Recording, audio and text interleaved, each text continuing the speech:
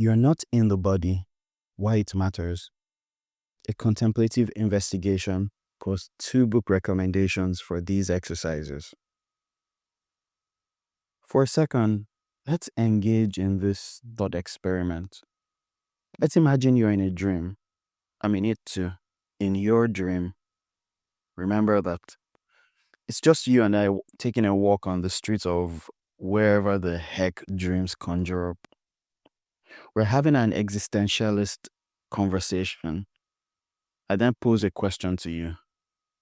What if you are not in your body and you're located somewhere totally different? Perhaps not even located in this dream at all. You would probably argue with me, pointing out how you could be nowhere else apart from the body, which you gesture with one of your hands. Scenario over. Now, on this physical plane of reference, if I ask the same question, your response may be, of course I'm in my body. Where else would I be? So in this one, I want to explore with you the possibility that you may, in fact, not be in the body, contrary to our collective belief. The body exists in awareness. In other words, awareness isn't trapped or localized in a physical vessel. Rather, the entire bodily experience arises within awareness itself. I'll attempt to investigate this using inspiration from the work of Greg Goode in his book, The Direct Path, A User Guide. I will then go into why this matters in the grand scheme of things. And that's the beautiful part of this for me. Flipping the subject's container assumption. Our default view of ourselves is a subject in a container model. I, subject, am inside this body, looking out at the world. This ingrained container metaphor conditions us to see ourselves as enclosed entities separate from everything else. But where exactly are you in the body? Upon investigation, we may find we are actually not where we think we are. In Greg Goode's book, he guides the reader into this investigation, which I will spell out in my own words here. And there's also a video below or within the context of this essay. Investigation. If you split the body in half, say at the waist, ask yourself if you're in the upper half or the lower. Chances are you would identify yourself being at the upper half. We then split this top half into 2, the head and neck being one half and the rest of the abdomen being the second half. Now, if asked where you are, you would most likely point to the top half, the head and neck half. Now, let's split the top half, the face half, into the horizontal around the nose line. Now, that's going to have the upper half being the top of your head to your nose and the lower half being the nose to your chin or your neck. Now, are you above the nose area or below it? If you're like me, you may start to conclude that you are somewhere on the line of where the eyes are, somewhere behind the eyes. Some small location, somewhere mid-head behind the eyes. As you go on this investigation, finding that place that you are, the real question we should now ask is that you or are you observing that? You may see that feeling or sense of where you are is something you are observing. No matter where you find yourself, you would notice that location is just something that's arising in yourself or is arising in awareness. You'd ultimately find that, like in a dream, you don't have any location. Also, you can consider this other investigation. Close your eyes and notice what's actually present. Perhaps pressure around the face, darkness, mental imagery of your head's interior. Those sensations and images appear to you the awareness. They don't prove that you are literally inside the head. They're simple or simply thoughts, feelings labeled me in the head. The mind takes perspectives like visions originating between the eyes and weaves a self location story around them. It's an ingenious illusion. But you may still think, well, I still feel and believe I'm inside the body. There's yet another analogy we can use that I will call the space in a pot analogy. If you imagine a jar with space in it, would you agree with me that the space within the jar is not different than the space outside the jar? When the jar breaks, it's obvious that inside and outside were one space all along. Likewise, awareness or consciousness appears inside a body, yet it remains the indivisible, all pervasive reality. Awareness is neither inside nor outside the body, but everywhere. The very notions of inside and outside simply don't apply to it the way the space inside of your room is not different than the space outside of it, and is vastly wider and freer than its occupation. Why then?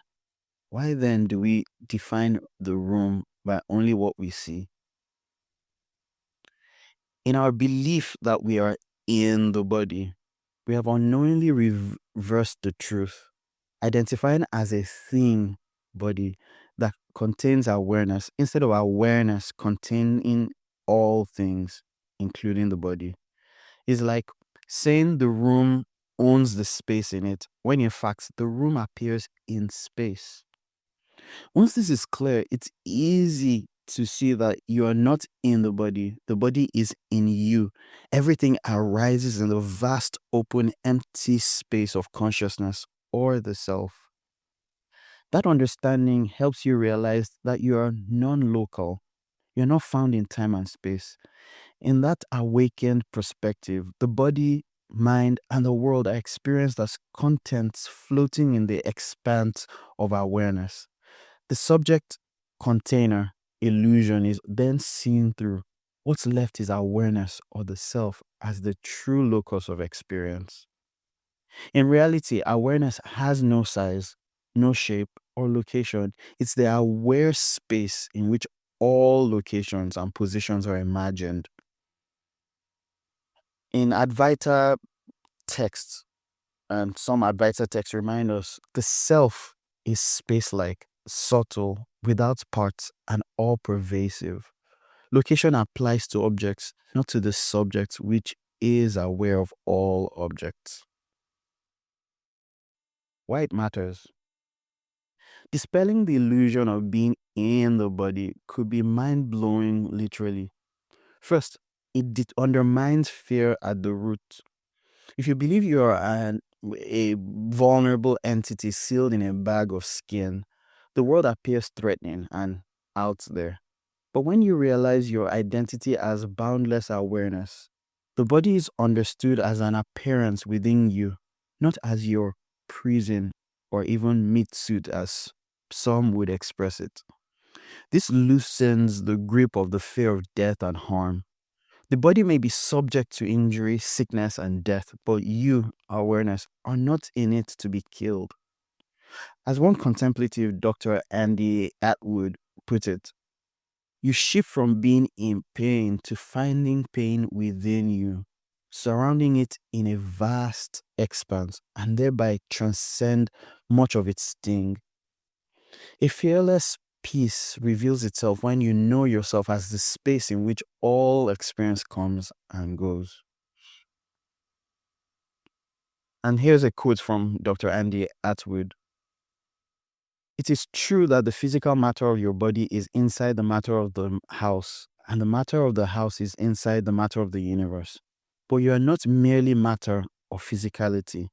You are also consciousness as such, of which matter is merely the outer skin. The ego adopts the viewpoint of matter and therefore is constantly trapped by matter, trapped and tortured by the physics of pain.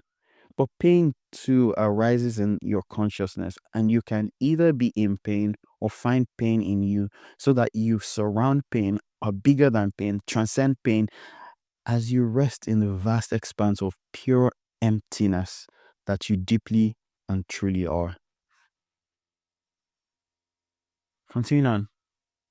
Secondly, this flip this flips open the door of non-separation, no longer seeing others as out there, separate containers.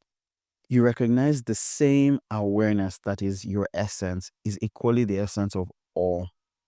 There are no multiple awarenesses, just one field in which different body mind patterns arise. This dissolves the hard borders between self and other. Compassion and empathy cease to be effortful moral ideals. They become the natural outcome of literally feeling others as within the same awareness. The Upanishadic vision, all this is Brahman, shifts from concepts to lived reality. Finally, it reshapes your devotional and contemplative life. If awareness is the true temple, then our relationship with the divine transforms. We are no longer tiny supplicants locked in a body, addressing a distant God. Instead, prayer and meditation becomes an interior communion in the very space of awareness where the divine presence lives. Christian mystics have long intuited this. For example, Paul is recorded to have recounted a Roman poet's knowing, "In God we live and move and have our being," suggesting that we exist within the divine life, not outside it. Likewise, he spoke of our life being hidden with Christ in God. These statements echo the non-dual truth that we are living in God awareness, and that is our real home. The bodily sense of separateness gives way to a felt unity with the ground of being. One realizes one's consciousness is not a tiny flame inside the body, but a single vast light in which body and world appear. In devotional terms, awareness is the sacred meeting place, the inner sanctuary, where one is one with God. Every moment of life is then happening within that hallowed space rather. This is a radical reorientation. Life is no longer lived from inside out, but seen as the glorious dance of appearances within the infinite openness of spirit. Discovering that you are not in the body, but that the body is in you awareness uproots a fundamental misperception. It removes the false boundary that made you feel small, vulnerable, and separate from the divine. What remains is an uncontained, fearless, and all embracing identity in spirit. And God raised us up with Christ and seated us with Him in heavenly realms in Christ Jesus. That's Ephesians 2:6. So if you're sat with Christ in heavenly realms, where else can you be? Contemplative inquiry prompts. To verify and deepen this realization for yourself, here are some direct inquiry exercises in addition to Greg Goode's Direct Path book. I also could not recommend enough Brian Tom O'Connor's book, Awareness Games, Playing with Your Mind to Create Joy. It has exercises and prompts that subtly dissolve my own association with solidity. These contemplative prompts are meant to guide you to experientially see through the illusion of being in the body. One or more of these may resonate deeper than the others. Point of view experiment. Close your eyes and notice the sense of being located somewhere in your head. Gently inquire, where exactly is the observer? Can you find a clear boundary or point inside the skull where you reside, or only thoughts, images, and sensations are appearing to awareness? If you're still convinced you're in the head, how small are you? Hearing as an all directional field. Listen to sounds around you, a bird, a car passing. Notice the sounds simply arise in awareness without traveling from a place outside to a listener inside. Ask yourself, is awareness boxed into a head listening, or sounds occurring in a boundless aware space? Body sensations in awareness. Bring attention to bodily sensations. Pressure on the chair, the chest rising and falling. Instead of assuming these sensations mark the edges of you, observe them as events within your awareness. Are you inside those sensations, or are those sensations inside your awareness? Do they enclose awareness in any way, or do they come and go in the open space of knowing? Now, exploring inside versus outside. Gaze at an object in the room. Where is the seeing happening? Is there actually an inside self looking at the object, or is the object the light and the entire experience of seeing appearing within consciousness at large? Can you find a line separating an inner viewer from the scene, or is it all one continuum of experience in awareness? The waking dream check. Recall that in nighttime dreams, you also feel located in a body within the dream world until you wake up and realize it was all in your mind.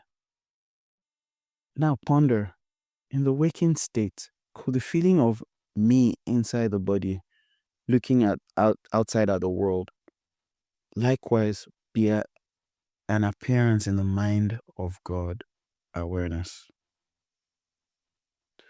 Allow yourself to wake up to the possibility that right now, everything, your body, thoughts, and the world is unfolding within this infinite dream of awareness, which is what you are.